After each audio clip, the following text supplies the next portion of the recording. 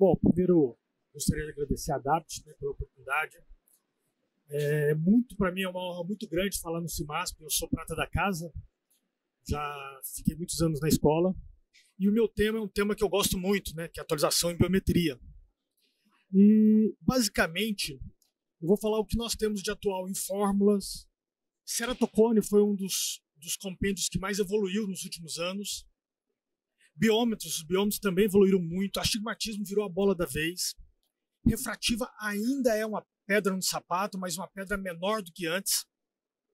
Olhos extremos, a gente evoluiu bastante. Bom, a cirurgia de catarata, ela tem um cunho refrativo muito grande. Se você observar no seu dia cirúrgico, a imensa maioria dos pacientes, ou às vezes é faca refrativa, ou pacientes que têm uma catarata nuclear ou uma cruz, que quer ficar livre do óculos. Então ela se tornou uma cirurgia extremamente de cunho refrativo. Os pacientes hoje em dia eles são muito exigentes. Às vezes eu opero um dia à tarde, vejo o paciente de manhã, 2 horas depois o paciente, doutor, está embaçado. Então os pacientes pagam caro e eles exigem muito. Por isso, a biometria virou a bola da vez. É o tema mais importante, se não for o mais importante, um dos mais importantes da facectomia. Bom, para a gente chamar uma cirurgia de refrativa, ela tem que se comparar no mínimo ao LASIK, ou seja, ela tem que ter no mínimo 96% de mais ou menos meio. Nós ainda estamos um pouquinho longe disso, mas no futuro bem próximo, eu tenho acompanhado isso diariamente, tem chegado novas tecnologias, a gente tinha muita esperança da biometria intraoperatória, ela ainda não se provou que aumenta esse índice. As fórmulas de Ray Tracing, inteligência artificial melhoraram muito, os biômetros melhoraram muito, então a gente acredita que vai chegar nesses 96% de mais ou menos meio.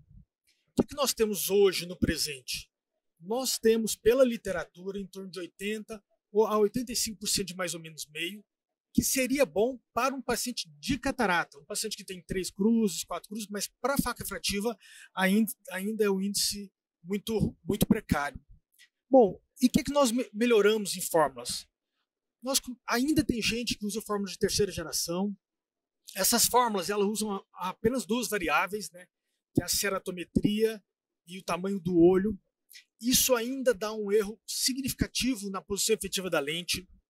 Apareceu um gênio chamado Wolfgang Reis, que infelizmente morreu há uns 3, 4 anos atrás, que incorporou uma variável muito importante, que é a profundidade de câmara anterior. E ele aumentou para 3 constantes.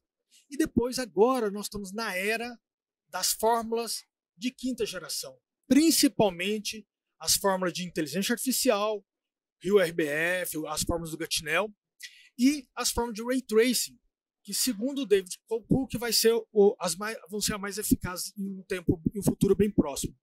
Então, como eu disse, o problema não é você saber a dioptria da lente somente, é saber o effective lens position, a posição que a lente vai ficar. 1/3 dos erros é porque a gente acha que a lente vai ficar no lugar e ela fica mais para frente ou mais para trás, como está mostrando nesse diagrama. Na minha época de residência, a gente usava essa tabelinha que está totalmente defasada. A gente tem que abandonar isso, porque essas fórmulas usam 2 variáveis. Nós temos que, no mínimo, ficar nessa tabelinha do Best Practice 2018, que fala que se o olho tiver um segmento anterior, ou grande, câmara profunda ou rasa, olho grande ou pequeno, você tem que ir para fórmulas de 5ª geração. A Olsen é uma fórmula que eu gosto muito, porque ela evoluiu muito nos últimos 30 anos.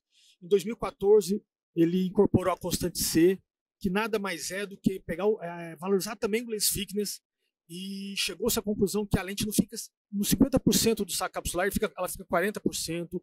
Mostrou que melhorou os resultados com a constante C. E basicamente a bola da vez é a Oculix. O David Cook tem um trabalho mostrando que em bem pouco tempo as fórmulas de Ray Tracing vão ser as fórmulas mais eficazes, ou sem com Oculix. Outra bola da vez é a inteligência artificial. A gente observou uma melhora importante na versão 3.0 da RIO-RBF. O próprio trabalho do Douglas Koh, de 1 ano e meio atrás, mostrou que a versão 3.0 é melhor que a 2.0, atingindo índices de 93% a 92% de mais ou menos meio. Uma coisa interessante no trabalho do Douglas Coe é que quando usou-se o TK, que é a total keratometria, a medida e não presumida, não houve diferença significativa. Ou seja, até o momento, a gente sabe da importância da córnea posterior, mas o TK, o total keratometria medido, não está trazendo ainda um benefício significativo.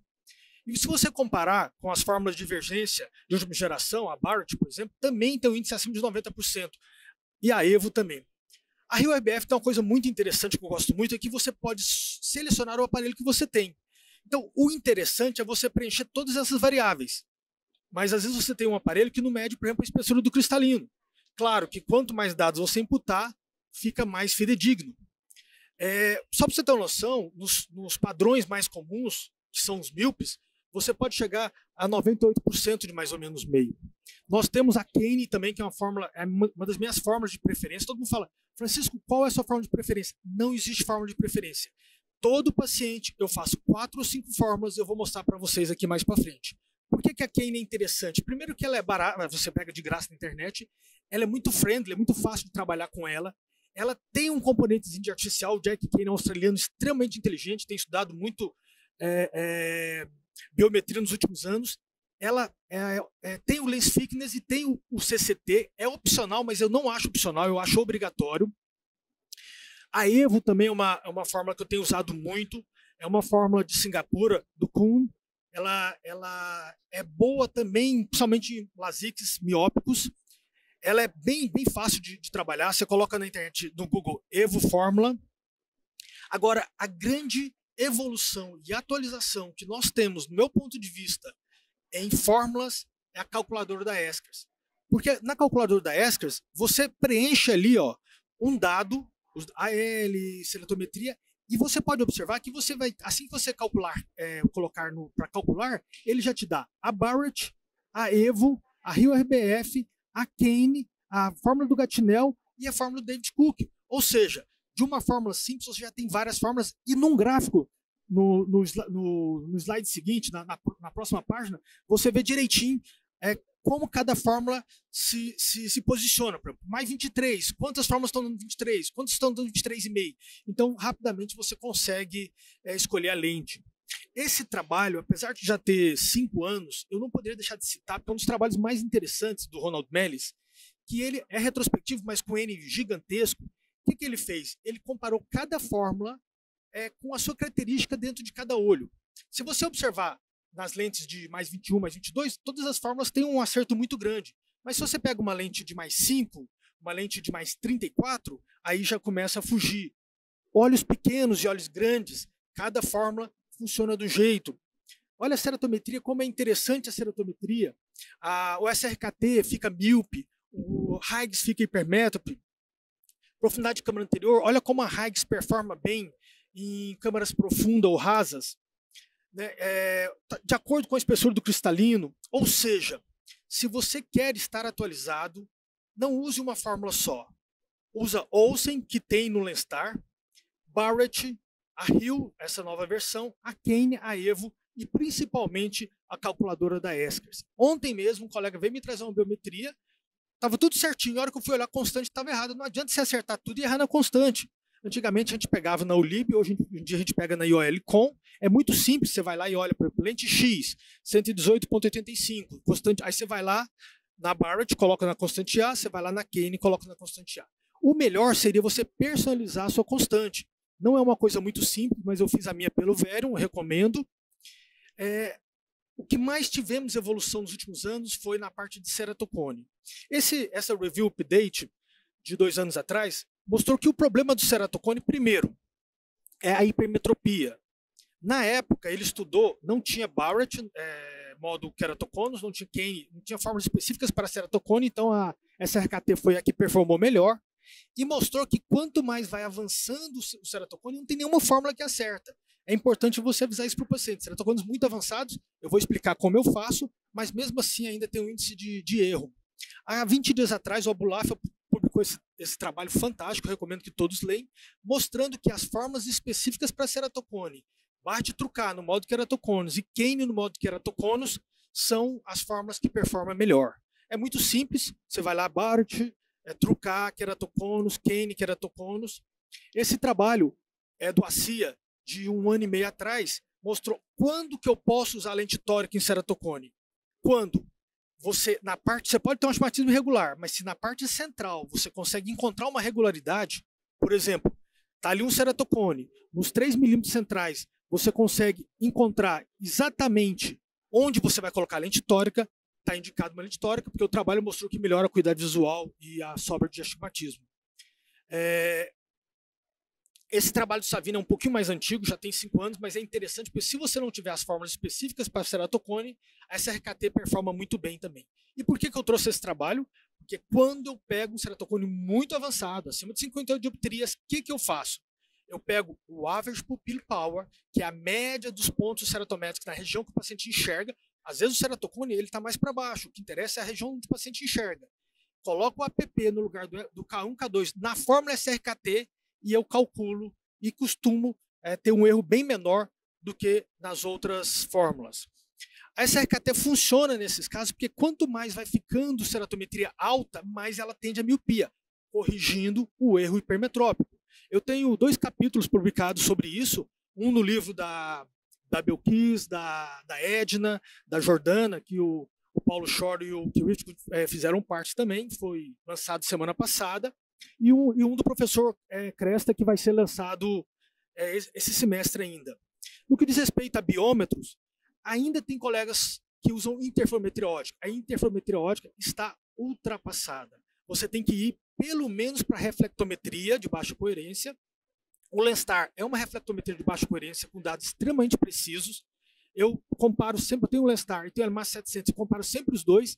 E para ser sincero com vocês, para biometria não tem diferença. Ou melhor, tem apenas uma diferença. Se for uma catarata muito avançada, às vezes o LMAS 700 pega e o Lenstar não pega. Todas as outras cataratas, os resultados da minha biometria são exatamente o mesmo. Então é difícil, só que ele custa metade do preço do LMAS 700. Você investiu o dobro para 2 ou 3 casos no ano, porque em Brasília, por exemplo, está cada vez mais raro o catarata total. É muito interessante esse sistema APS do Lenstar, que fica fácil da sua examinadora, tecnóloga fazer o exame, que ele é automático, ele percorre o olho do paciente. Ele tem um lens thickness, o LMAS 500 não tem um lens thickness, o ALScan não tem um lens thickness. Eu acho o lens thickness extremamente importante pelos trabalhos que eu já falei do Olsen, principalmente para olhos pequenos. Ele faz uma quantidade imensa de medidas, e você pode descobrir, se tiver algum ponto de interrogação, pode ir lá abrir a lupa e saber o que está acontecendo. Por exemplo, com ICL, ele pode estar achando que é a face da frente do cristalino. Principalmente, eu gosto do Lenstar da ceratometria. São vários pontos, 32 pontos em 2 zonas ópticas, 1.65, 2.3. Na minha opinião, é até um pouco mais confiável do que o LMAS 700, que são 18 pontos. Esse trabalho do David Cook, que é brilhante, mostrou que no Lenstar a fórmula Olsen foi a que performou melhor. O Lenstar tem uma plataforma que eu gosto muito, porque ali você já vê o tamanho do olho, AL, K1, K2, ACD, lens thickness, wife to wife, CCT. Só para você ter uma ideia, no LMAS 700, na primeira página você não tem o CCT, você tem que ir para outra página. Não é tão prático assim. Além disso, ele tem a Barrett, ele tem a Olsen e tem a Rio RBF. Nós estamos entrando agora na época do Ceph Source. A Hagstrite vai lançar o iStar 900. Em Milão, eu tive contato com essa máquina, com o técnico da empresa. Além de ser Ceph Source, ela tem vários aparelhos no só, aberrômetro, topógrafo, então é uma coisa bastante interessante. Nós evoluímos no astigmatismo. A gente antes nem tinha lente tórica, depois a gente começou a colocar lente tórica e astigmatismos maiores, e agora a bola da vez mesmo em cilindros baixos, esse trabalho mostra que meia dioptria já começa a degradar a acuidade visual. Então, coloca 100% dos seus pacientes na barra de tórico. O K-Calculator é muito legal, porque você faz uma média vetorial. A fórmula de Kane tórica, na minha experiência, tem sido muito, muito boa. Não podemos esquecer da córnea posterior, com o trabalho do Douglas Koh, que é o Total Keratometry, que você tem no LMAS 700, no Pentacanino Galilei. Porém, os trabalhos do Abulafia não mostraram diferença do nomograma de Baylor para quando você mede a córnea posterior. O CIA, antes a gente usava 0,4, quando eu comecei há 15 anos atrás. o Warren Hill mostrou para a gente que a gente tem que usar menos. Eu uso 0,12, você tem que usar no máximo 0,2, porque é baseado em centroide. Refrativa, PRK miópico, a Barrett trucar é a bola da vez, junto com a calculadora da Askers. Você pode pegar também de graça. Esse trabalho é muito interessante, mostrou que se o olho for muito grande e tiver feito um LASIK miópico acima de 28 milímetros, melhor do que a barra de trucar é a chamas que você tem em vários aparelhos, inclusive no AL-Scan, no Lenstar, em vários aparelhos. Ceratotomia radial é a pedra do nosso sapato. Eu divido elas em boazinha, aquela que tem poucos cortes, que não é muito plana, que você pode apenas fazer a barra de trucar, e naquelas que eu chamo de malzinha, que você tem que usar um recurso adicional, senão vai ficar hipermetropia. Nesse caso, eu tive observando que o SCP é o melhor recurso. Esse paciente, você vê, se eu usasse o K1, K2 dele mais 700, ele tinha pedido uma lente 23. Quando eu usei o SCP, ele pediu uma lente 25. Eu usei 25 e ficou plano. Se eu tivesse usado 23, tinha ficado hipermetro.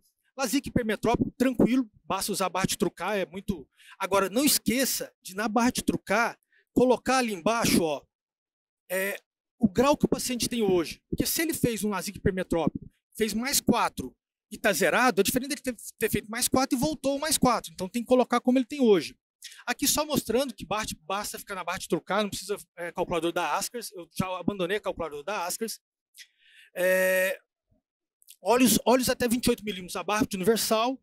Olhos muito grandes, é a conversão de Oncó. A gente usava inicialmente essa tabela da conversão de Oncó. Essa é a tabela atualizada, porque a primeira ficava levemente míope. Olhos curtos, a Kane é a minha preferência. Sempre espero primeiro um olho para calcular o segundo olho. Não usa uma fórmula para todos os pacientes. É importante você usar 2, 3 fórmulas. Essa tabelinha eu criei. Depois, se alguém quiser, cada olho eu faço de um jeito. A gente está evoluindo para lentes intraoculares com steps de 0,25. Bom, em conclusão, as fórmulas evoluíram, os biômetros evoluíram e, basicamente, o cilindro, a gente tem que ser bastante metódico. O fato é que hoje nós conseguimos ter uma biometria próxima de 90%. Essa atualização nos permitiu hoje a gente ser um pouco mais ousado naquele paciente, às vezes, que é plano, que tem pouca catarata, porque realmente, se você fizer uma biometria muito bem feita, você vai ter um índice alto de mais ou menos meio. Bom, muito obrigado pela oportunidade, muito obrigado para a ADAPT ter me convidado. Estou à disposição, é um prazer. Muito obrigado, Paulo. Obrigado, Francisco. Ele é assim mesmo, ele é rapidinho, mas passa o recado, e é um recado que é denso mesmo. Acho que a ideia é exatamente essa.